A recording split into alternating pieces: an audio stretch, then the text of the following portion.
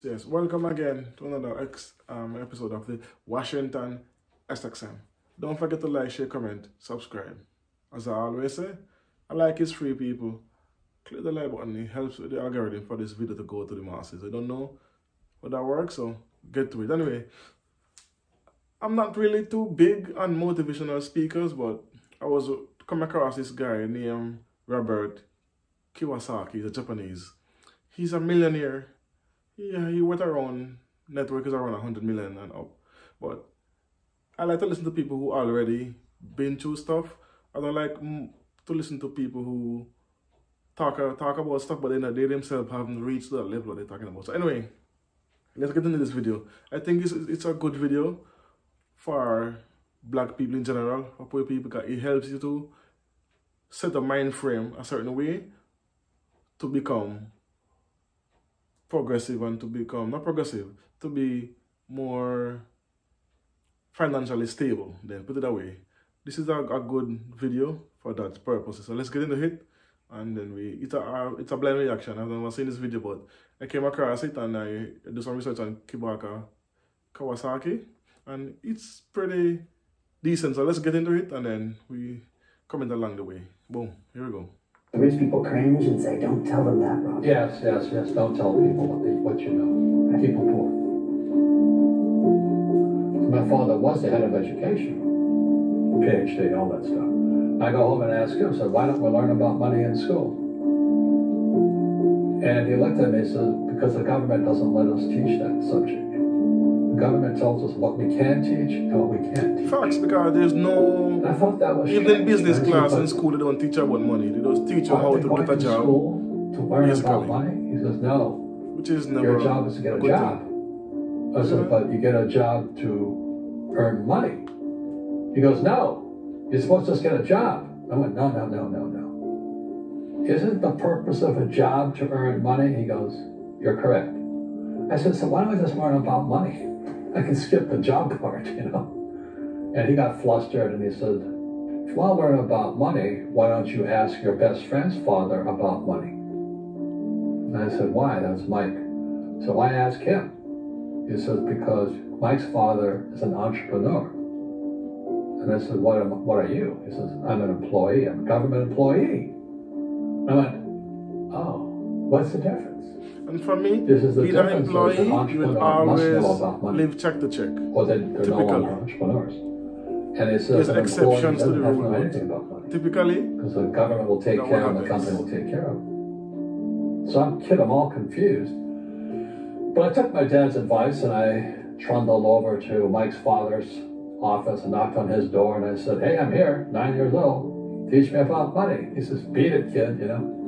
But that's when the story of Rich Dad, Poor Dad started. And finally, through persistence, my rich dad started teaching me about money on one condition. And that condition was he would never pay me. He says, the moment I pay you, you think like an employee. He says, that's the trap. You hear that? Entrepreneurs work for free. And now I'm 9 years old, my head's going cracking in half. He says, you never want a paycheck. You understand that, kid? I said, okay, I got it. And he said, well, how do I make money? He says, that's what entrepreneurs figure out. It's like, so how do I learn about money? So he would just break out a Monopoly game board. So I would work for free and pick up cigarette butts and get hotels and restaurants, and I would clean and do menial tasks. And as I got older, I started getting into office work and marketing and accounting. And I was an apprentice, basically. But I always worked for free. And he would teach me about money. But the way he taught me about money was playing Monopoly. And I finally one day I got upset. I said, well, when are you going to teach me about money? He says, what do you think we're doing? We're playing Monopoly. He goes, no. What do you think we're doing? We're playing Monopoly. He says, what do you think we're doing? So I don't know. I'll teach you about money. And then that's when, you have one green house.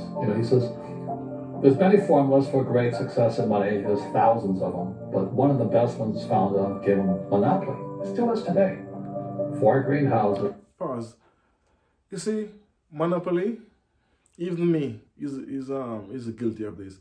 I just play it as a game. But now he's saying it, looking back at it, Monopoly is actually a great tool to teach about earning money, because the basis of Monopoly is you start out small, you have one property, then you get a second one, a third one, and a fourth one, and then you can trade it in for a hotel or a bigger one, and goes on and on and on, and you buy property, and if somebody comes on it, you have to pay your rent and basically and all.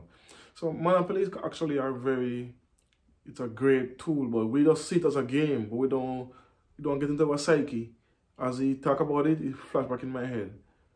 And I'm guilty of this. A lot of us, I'm typically guilty of this.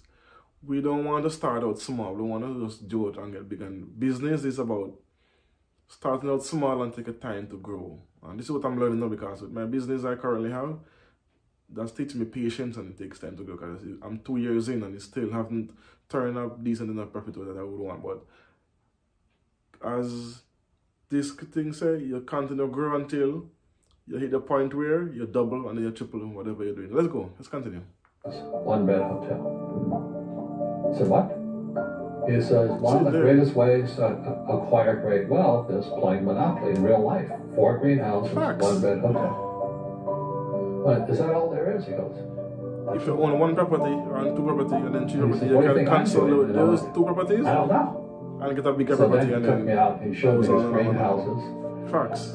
And 10 years later, when I was 19, I was now in school in New York, and I come back to Hawaii, and Rich Dad had bought the biggest piece of land smack dab in the middle of Waikiki Beach. And when you go to Waikiki Beach today, you'll see the Hyatt Regency Hotel. That was his hotel. Just like the game of Monopoly. Just like the game of Monopoly. Acquired assets and they became bigger assets. He just kept Exactly. what's called I'm an just now assemblage, realizing that that's the property key wasn't to that big at the time, success. so he had to buy out all the small guys. Because Yeah. Waikiki was a little dirt water little town. That's what's taking a So he long bought time. this shop owner and by that shop owner. And it took him a while, but he finally assembled this large It piece took him a of while, property. obviously. And then But he had the he patience and the Hyatt discipline. put up this giant hotel. And he No, finally, And it just sold for $800 million. damn. So that's how I learned about money. I've actually implemented some of I've these had stuff in my life financial currently. crashes. I've had people stab I've me seen in the result. back. I've seen result. But they're all good because I grow from it. Hard That's work. spirituality. A lot of time. You know, but people who are afraid of making mistakes, like they teach in school, they don't ever grow. Because spirituality is there's good and there's bad. most There's people now right today and is there's afraid wrong. of There's starting up business and because they don't want to there's fail. down. I failed twice Most in people business want to already. be right. I'm on my Most third want to be business. positive. But every time I can't fail, have I it. learn That's something not new. reality. So, I wasn't poor by most people's standards, but I came from a family with a poor attitude, if you know what I mean. Because rich, poor, middle class, poverty starts with a fundamental attitude. Poverty is passed on. It's taught in Facts. families. And middle class is taught in families. And so the people right now who are sitting at home, who are struggling financially or worried about money or unhappy, they may be making a lot of money, but unhappy with what they're doing, it was probably taught to you. You know, your super ego was taught, get a job, work hard, or you'll never be I've rich. been told, or get a job, rich or work evil, hard, and you succeed. whatever. So Not school the case. system will never teach you about money. The school system is designed to teach you to be an employee, which is important, or a doctor or a lawyer, a specialist, but never about money. And what most people lack is real business knowledge, like accounting, you know, like debt, like taxes.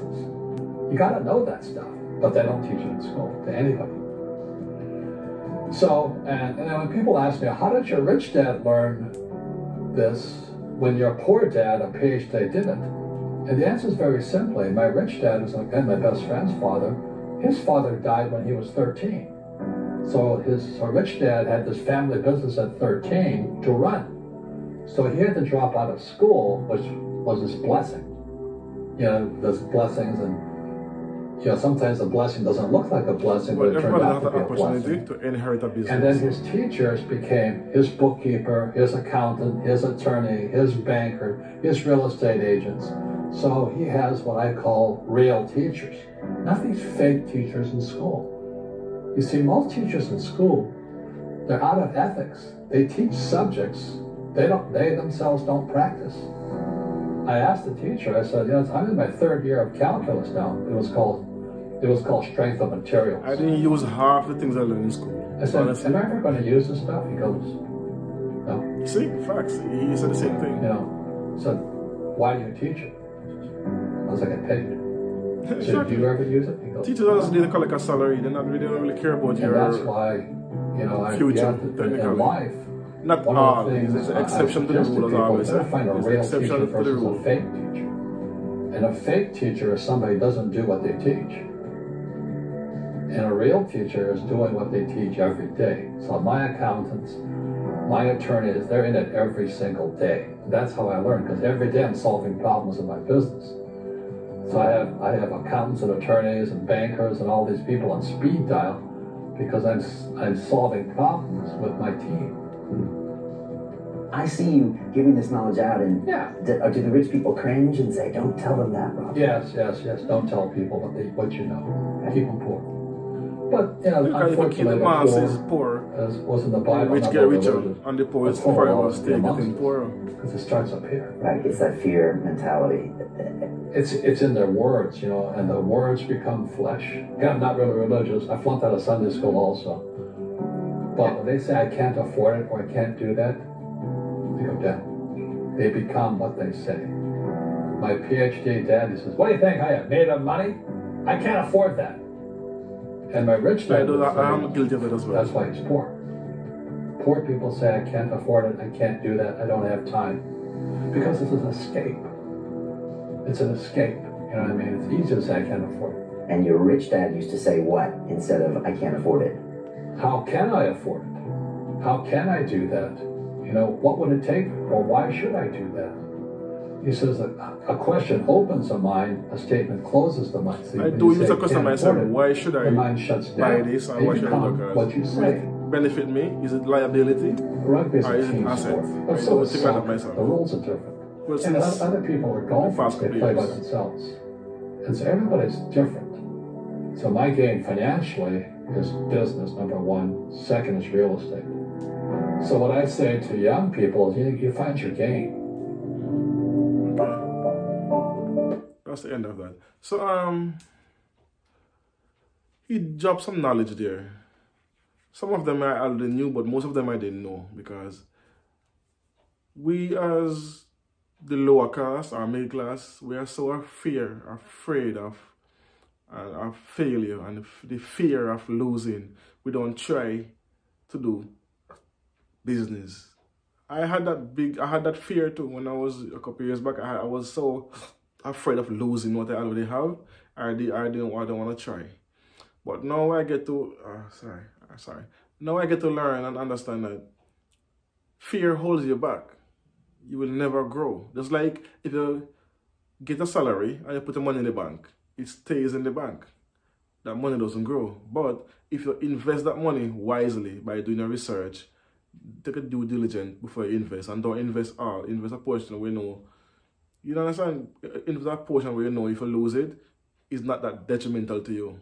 But we need to stop thinking of putting the money in the bank and sit down for 10, 20 years, then invest. But as I said, be very diligent and take your time to do your research.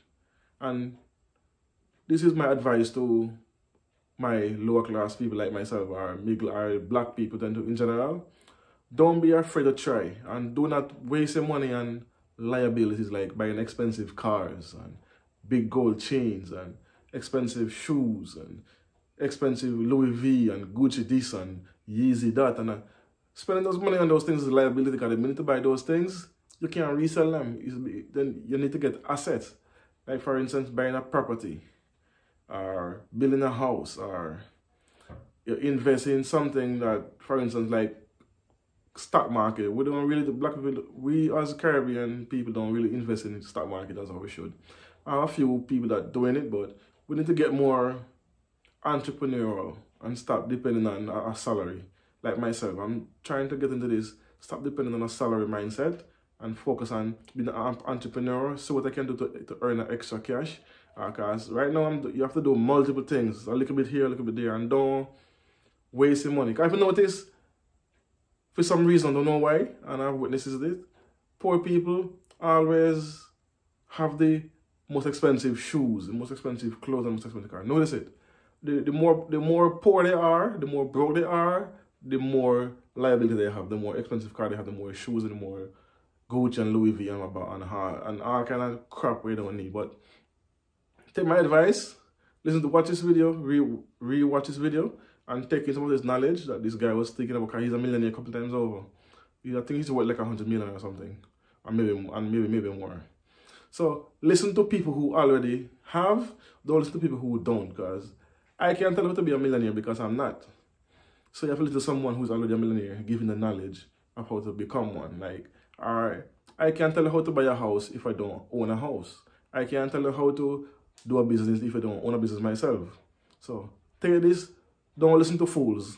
Listen to people who have, and then try to get to that level. Anyway, hope you get some knowledge on this. That's my goal here, to spread knowledge to my people. Anyway, peace. You don't know what it is?